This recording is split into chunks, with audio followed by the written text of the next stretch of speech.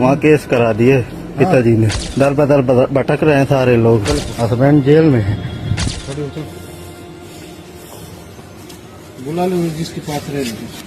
आज से करीब ठीक 2 साल पहले उत्तर प्रदेश के एक गांव में पंचायत हो रही थी और इस भरी पंचायत में पति अपनी पत्नी पर तरह तरह के आरोप लगा रहा था। कह रहा था कि ये घर पर ध्यान ही नहीं देती, दिन भर किसी न किसी से फोन पर बातें करती रहती है। अब होता ये है कि पंचायत के साथ साथ पूरा गांव इन बातों को सुन रहा था और आखिर में जब पति की सारी बातें खत्म हो जाती हैं तब एक फैसला लिया जाता है। गांव की पंचायत गांव की बहू को अच्छी तरह से समझाती है और फिर कुछ शर्तों के साथ ये तय होता है कि बहू अंकिता तिवारी अपने ससुराल में ही रहेगी। पंचायत की इन बातों को सुनकर अंकिता पंचों की सारी शर्तें मान लेती है और कहती है कि अब वो अपने ससुराल में अच्छी तरह से रहेगी, किसी को शिकायत का मौका नहीं देगी, सभी के साथ अच्छा व्यवहार करेगी। अब देखा जाए तो पंचायत के इस फैसले से दोनों पक्ष बेहद ज्यादा खुश थे और फिर ये मामला यहीं पर खत्म हो जाता है। लेकिन सोचने वाली बात ये थी कि आखिर घर की एक छोटी सी लड़ाई अचानक पंचायत तक क्यों पहुंची और इसके पीछे की वजह क्या थी। मीडिया खबरों की माने तो ये पूरी घटना उत्तर प्रदेश के कौशाम्बी जिले की है, जहां के महेवा घाट क्षेत्र के अलवारा गांव के रहने वाले राजू तिवारी की शादी आज से कुछ समय पहले अंकिता तिवारी से हुई थी। लेकिन फिर होता यह है कि कुछ समय बाद अचानक अंकिता अपने ससुराल से गायब हो जाती है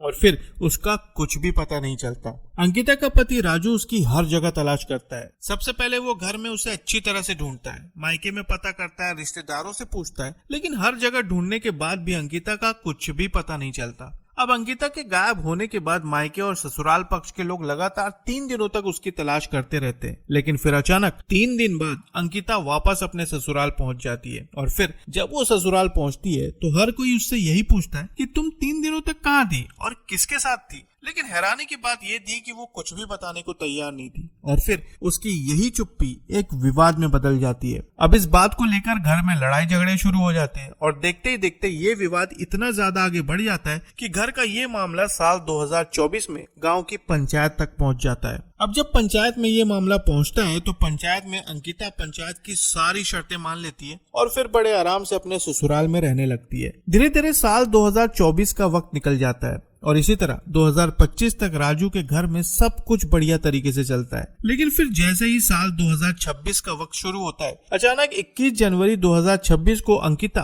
फिर से अपने ससुराल से गायब हो जाती है और इस बार वो लौट कर नहीं आती। अब जब अंकिता घर से गायब होती है तो राजू उसकी फिर से तलाश शुरू करता है, लेकिन इस बार वो सीधा थाने जाकर अपनी पत्नी की गुमशुदगी की रिपोर्ट दर्ज करवाता है। पुलिस से वो कहता है कि उसकी पत्नी अंकिता पहले भी घर से गायब हो चुकी है और फिर 3 दिन बाद अचानक वो लौट आई थी। अब रिपोर्ट दर्ज करने के बाद अंकिता की तलाश शुरू होती है, लेकिन कई दिन बीत जाने के बाद भी अंकिता का कोई सुराग नहीं मिलता। अंकिता को गायब हुए कई दिन बीत चुके थे और अब अंकिता के मायके पक्ष के लोगों की चिंता बढ़ने लगती है। लेकिन इसके बाद अंकिता के पिता, उसके भाई और उसके परिवार के बाकी लोगों को अंकिता के ससुराल वालों पर शक होने लगता है, जिसके बाद अंकिता के मायके पक्ष के लोग बड़े बड़े अधिकारी, बड़े बड़े नेताओं के पास अपनी फरियाद लेकर पहुंचते हैं और रोते हुए कहते हैं कि उन्हें शक है कि ससुराल पक्ष के लोगों ने उनकी बेटी को मार दिया है और शव को कहीं छुपा दिया है। और इसी तरह अंकिता के परिवार वाले हर जगह हाथ जोड़कर रोते हुए कई जगह पहुंचने लगते हैं। लेकिन फिर इसकी वजह से पुलिस पर दबाव बढ़ने लगता है। कुछ ही समय में पुलिस पर इतना दबाव आ जाता है कि 22 फरवरी 2026 को पुलिस मामला दर्ज करती है, जिसमें दहेज प्रतिषेध अधिनियम की धाराएं और बीएनएस की कई धाराएं जोड़ी जाती है। इस केस में राजू तिवारी, उसके पिता योगेंद्र तिवारी, मां उर्मिला, बहन पिंकी और रिश्तेदार रमा और उमा समेत करीब 6 लोगों के खिलाफ मामला दर्ज किया जाता है। लेकिन अब होता यह है कि जैसे ही ये मामला दर्ज होता है तब ये बात राजू के परिवार वालों को पता चल जाती है और उन्हें समझ में आ जाता है कि अब पुलिस उन्हें कभी भी पकड़ सकती है। इसी वजह से पूरा का पूरा परिवार घर पे ताला लगाकर फरार हो जाता है।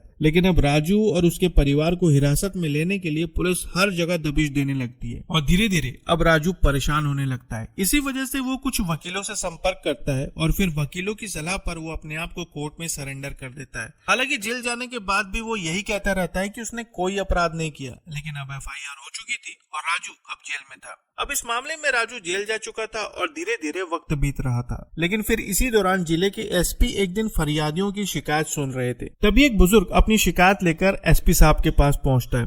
अब होता यह है कि बारी बारी से लोग आगे बढ़ते जा रहे थे और अपनी शिकायत एसपी साहब को बता रहे थे। लेकिन तभी एसपी साहब की नजर उस बुजुर्ग पर पड़ती है और वो उससे पूछते हैं कि क्या बात है, आप यहाँ क्यों आए हैं। तब वो बुजुर्ग सबसे पहले हाथ जोड़ता है और रोते हुए बताता है कि उसका नाम योगेंद्र तिवारी है और उसके पूरे परिवार के खिलाफ मुकदमा दर्ज हो चुका है, लेकिन असलियत में उन्होंने कोई अपराध नहीं किया। लेकिन उसके बाद भी आज उनका बेटा जेल में है और घर पर ताला लगा हुआ है और इस मामले की वजह से अब पूरा का पूरा परिवार दर दर की ठोकरें खा रहा है। अब ये बात सुनकर एसपी साहब भी दंग रह जाते हैं, पूछते हैं कि आखिर मामला क्या है। तब बुजुर्ग बताता है कि उनकी बहू अचानक घर से गायब हो गई थी, लेकिन फिर बहू के परिवार वालों ने बहू को मारने का आरोप लगाया और इस वजह से उनका बेटा अब जेल में बंद है। लेकिन इसके बाद बुजुर्ग एसपी साहब से इस मामले में निष्पक्ष जांच करने की मांग रखता है और आखिरकार उसकी फरियाद सुन ली जाती है। अब इस मामले में नए तरीके से जांच शुरू होती है। सबसे पहले अंकिता तिवारी के मोबाइल नंबर की सीडीआर रिपोर्ट निकलवाई जाती है और जब रिपोर्ट सामने आती है तब पता चलता है कि अंकिता एक नंबर पर लगातार बातें किया करती थी और वो नंबर था रामू उर्फ संकल्प मिश्रा का। रामू असल में उसका मौसेरा भाई था और यही एक रिपोर्ट थी जिसकी वजह से पुलिस को उस पर शक होने लगता है। अब होता यह है कि पुलिस उस नंबर को सर्विलांस पर डालती है और उस मोबाइल नंबर की लोकेशन को ट्रेस करना शुरू करती है।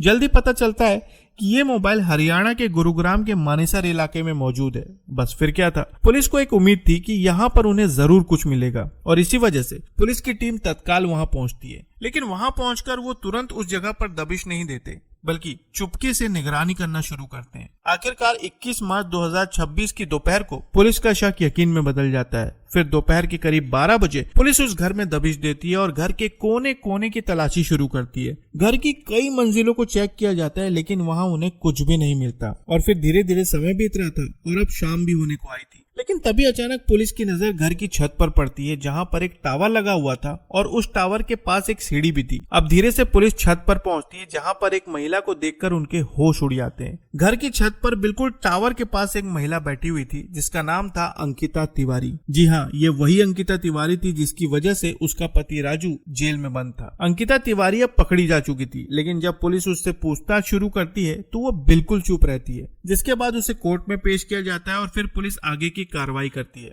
लेकिन इसके बाद पुलिस योगेंद्र तिवारी की तहरीर पर एक और मामला दर्ज करती है, जिसकी वजह से इस केस में लड़की के पिता शारदा मिश्रा, भाई गोपाल मिश्रा और प्रेमी, जी हाँ प्रेमी रामू उर्फ संकल्प मिश्रा के खिलाफ कार्रवाई की जाती है। मीडिया खबरों की माने तो इस मामले में ये बात सामने आई है कि अंकिता तिवारी का प्रेम संबंध अपने मौसेरे भाई रामू के साथ काफी लंबे समय से चल रहा था और 2024 में वो उसी के साथ घर से भागी थी, लेकिन फिर वापस आ गई। और इस बार जब वो घर से भागी तो अंकिता के पिता ने फर्जी आरोपों के तहत राजू और उसके परिवार वालों पर मामला दर्ज करवाया, जिसकी वजह से राजू को जेल यात्रा करनी पड़ी। फिलहाल इस मामले में राजू जेल से बाहर हो चुका है और अब पुलिस आगे की कार्रवाई कर रही है। तो साथियों, ये था उत्तर प्रदेश के कौशाम्बी जिले का बेहद चौंकाने वाला मामला।